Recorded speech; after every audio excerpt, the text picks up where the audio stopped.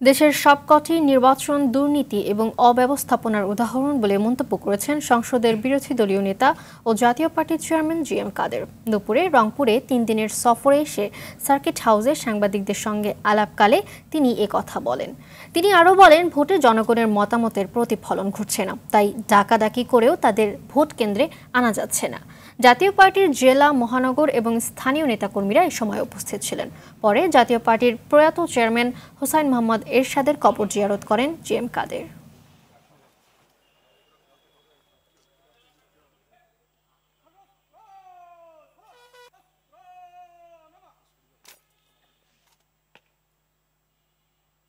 নির্বাচন ব্যবস্থাটা ভেঙে পড়েছে।